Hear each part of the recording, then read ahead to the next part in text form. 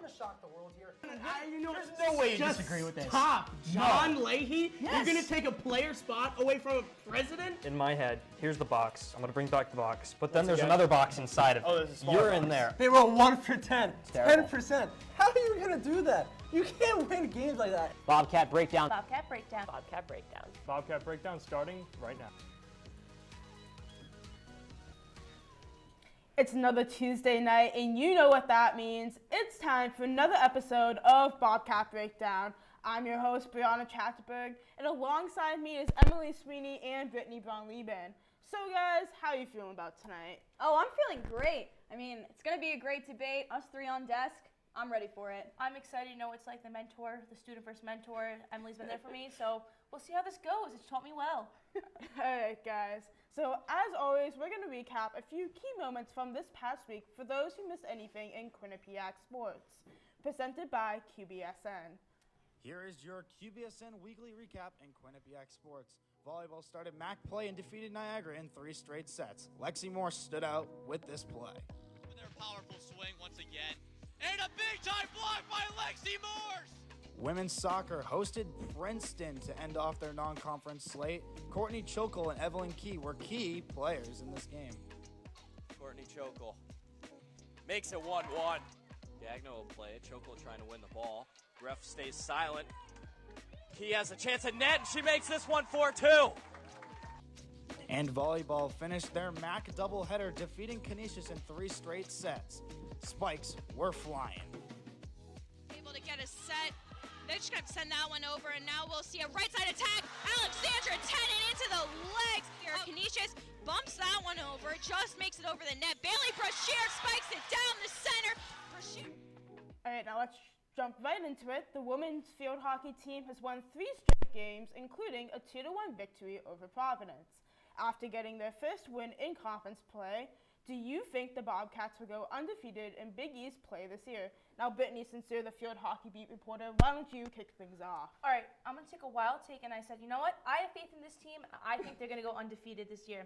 Come All on. right, hear me out, though, okay? 1, we have a new head coach, Nina Klein. New year, and so far she's having a great experience. They're already undefeated in Big East So play. you have a new head coach. You think that that's going to mean they're going to win? No, will you listen? Becca Main already said last year at a press conference that she's leaving a team when they're at their best. Usually coaches leave when they're bad. So she knows this team's already at their best. So for her to say that, she knows they're going to make it far. And also, they only lost a couple players that have made big impacts from last season. They lost Eva Veltors, Amanda Finaro, and Gabby Herschel. But they didn't do well last season. They didn't go anywhere close to 7-0. 7-0. It doesn't matter. They bring 2 You're saying they're going to go 7-0. I would love to take a hot take and say that they could because, you know what? Honestly, they have first year stepping up. Katie Shanahan has stepped up her game a lot. She's in the Volthurst role, giving the team a solid defense. And we also have veteran players improving. We have Christina Torres, who's only allowed 9 goals so far in the season. Amelia Mazzarelli, Stella, and Lucia Pompeo have already scored 3 goals. So it's pretty You're impressive. delusional. You are absolutely delusional. Okay. I mean, look at the last 5 years that this field hockey team has played. Even if they get through the opponents they've gone on and off with and beat sometimes, you're looking at Liberty, UConn, and Old Dominion. They're not going to win one of those games. Maybe they get 1. They are definitely not winning 3. That's impossible. I mean, look at what they did against these teams in the last 5 years. Liberty, they lost 1-8, then they lost 1-5, then they lost 0-5, and 0-5 again. Now, since 2018 versus UConn, they lost 0-8, 0-5, 0-1, 1-4. I'm not really seeing anything good in either of those. And then Old Dominion, they lost 0-3, 0-4, 0-7, 1-6. I mean, this team is not going to go 7-0. They're not going to beat Liberty, UConn, and Old Dominion. That's absolutely ridiculous, Brittany. Well, actually, as we've seen this year, that UConn isn't the best team. Right now, they're 1-7. Okay, not so maybe good. they get UConn. Not that good. Maybe they get UConn. But what about Liberty, Old Dominion? It's not happening. I know what you're saying, but they play those games later in the season. Those are later problems. Right now, they're building up their strength. They're already 1-0 in Big East play. So I think from here, they're going to keep building up their strength, work those younger players in, work their veterans, become better, and they're going to overall become 7-0. It can be later in the season, and they're still not going to be good enough to be Liberty or Old Dominion. Maybe they get UConn. UConn hasn't been looking great. I'll give you that one. But they are not going to get those other 2, Brittany. That is absolutely crazy. 7-0? That's never even been something that's been close for that team. It's not going to happen. No way. I have big dreams for this team. I think it might happen this year. I think your dreams are a little No. too far there. I don't know. Guys, I don't know. It's okay. I think Brittany has a bit of a hot take, but I'm gonna have to go Emily on that one. So far for the women's volleyball team has played 11 games on the year, and they currently have a 6-5 overall record. We've seen Ariana Diaz shift positions on the court a few times this season. So I'm interested to hear what you guys have to say. Do you guys think she's a better libero or an outside hitter? Emily, why don't you go first? Yeah, I mean, I've watched this team for my entirety of the 3 years I've been here. I've been at these first 2 games this season as well when she's playing libero, and I just don't think you can say that she's a better libero than outside hitter. I mean, she got MAC tournament MVP as the outside hitter last season. And then, she led the Bobcats with 337 kills as an outside hitter. Closest to her was Nicole Legg, and Nicole Legg was a graduate student. She had 175 kills. She was kind of close, but that's still almost less than half of what Ariana Diaz produced.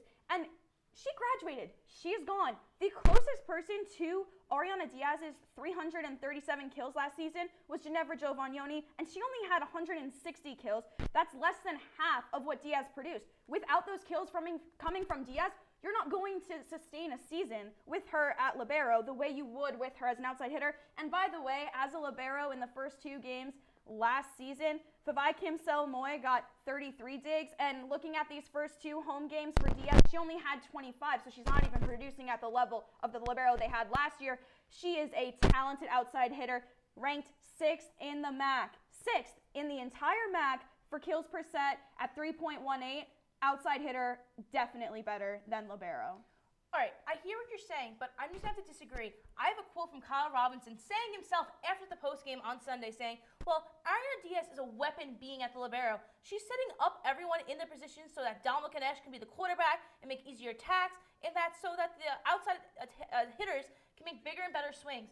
So I understand what you're trying to say, that she was a better attacker, but Kyle Robinson sees herself as a better libero in order to give the team more chances to get more attacks. I don't think he thinks she's a better libero than an outside hitter. It's just where he needs her right now because of what's going on in the team right now. He needs her there to fill a spot, but it's not because she's better utilized there. I mean, if she was better utilized there, she would have been playing there last year in that MAC championship game when they needed everyone at their best. Can we talk about this season so far? Where were they started MAC play last season? They were 0-2, right? But right now they're 2-0. They had six international first years on the team last year. Obviously, they're going to have a rough start. They're trying to learn the game, learn the languages together. When you're looking at this team, Ariana Diaz is an outside hitter. That is where she started. That is where she is at her best. Sure, she's a versatile player and can be libero. That does not mean she is better suited in that role. From what's going on this season so far, she's been the better libero. She's been able to set up players so like Yadmir Ganesh can get those kills that she would be getting. And Yadmir's... All right. Okay, I guess we've heard both your arguments now. You guys have really some getting great cut off. points. Yeah, really getting cut off. Guys. But that was some great debate. So now we're going to have to head to our first commercial break of the night. But when we return, we're going to put their women's volleyball knowledge to the test.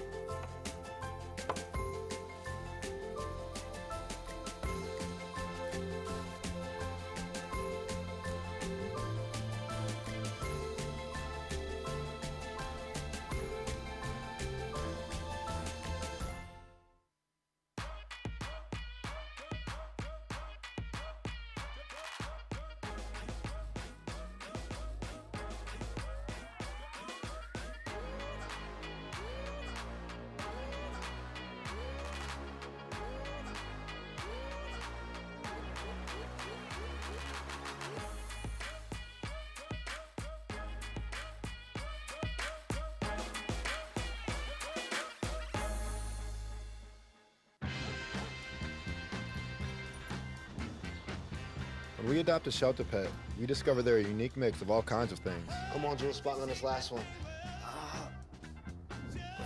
There it is.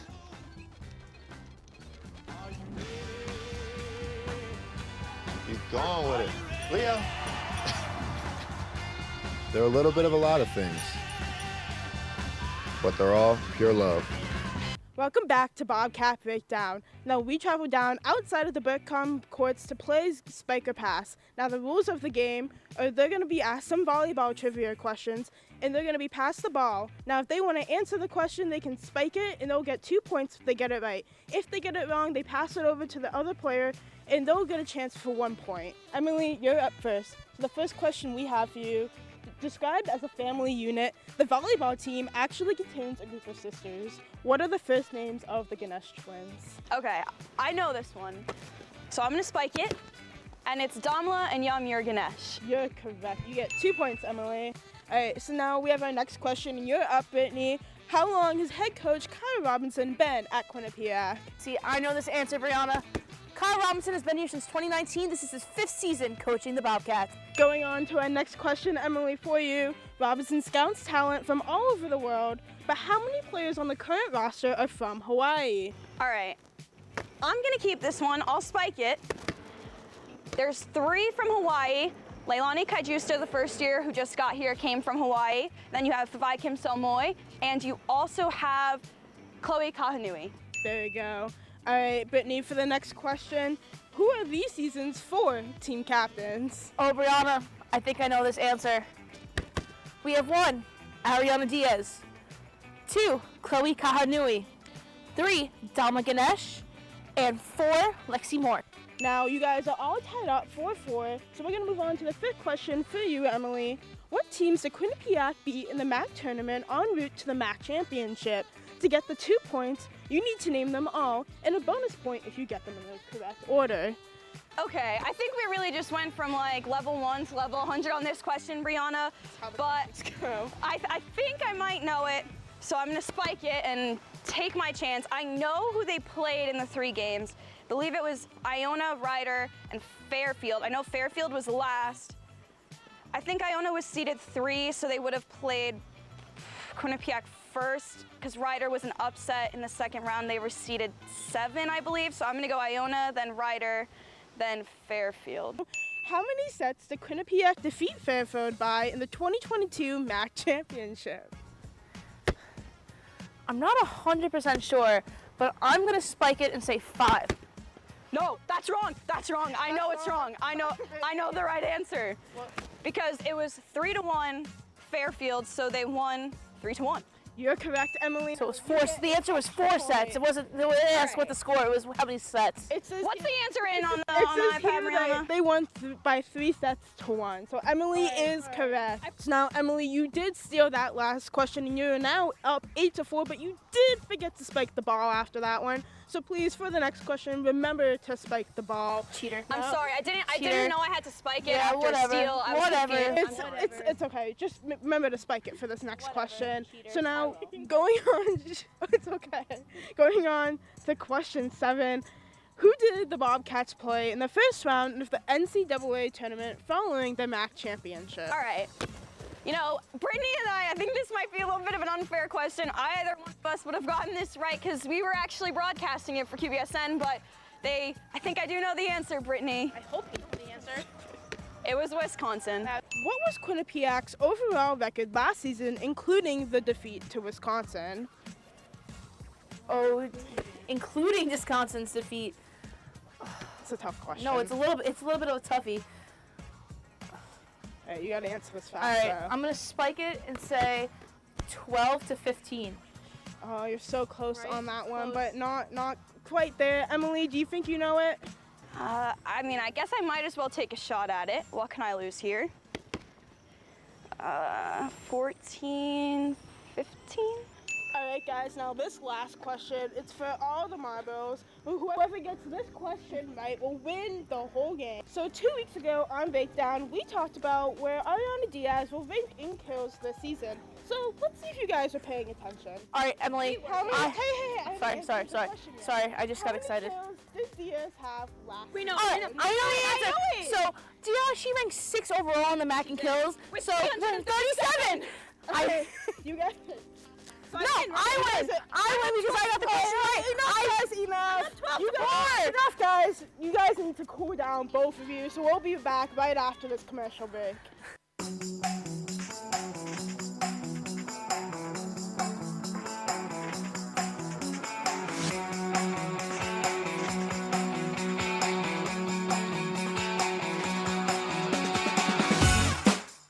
I know what you're thinking. I need a job. I need a new career. Well, I've been there. I've been there. I've been there. I wasn't happy with what I was doing. After high school, I didn't have a plan. I just wanted to start working. I got laid off twice, but you gotta keep going. You just need the right skills. Find an apprenticeship. I found a 2-year IT program. I found a medical course online. I'm now a consultant in the tech space. You have more options than you think. You can do this. You will find something. You will find something new.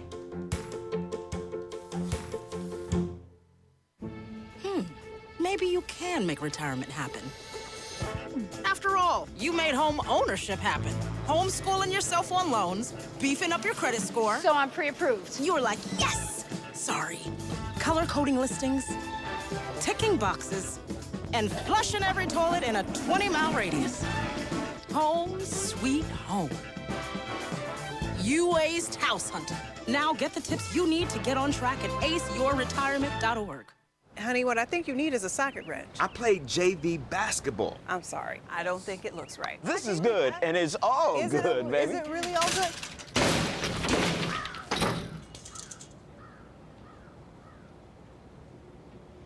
If you love me enough to routinely test your handyman skills, not to mention the strength of your marriage, then of course you'll visit nhtsa.gov/therightseat to make sure I'm in the right car seat. I'm gonna call my dad. You cannot watch that and say that I did not win. I clearly won. Guys. All right, we've been going through this for way too long now. I'm just going to decide a minute right here, right now, and I'm going to have to give the ball to Emily. Yes. You are up. That's not how the rules work. All right, the rules 12-4, Brittany. It's embarrassing. It is what it is. All right, so now we're going to change it up a little bit, and we're going to ask some true or false questions. All right, so the first question, guys. The volleyball team won back-to-back matches this week against both Niagara and Canisius.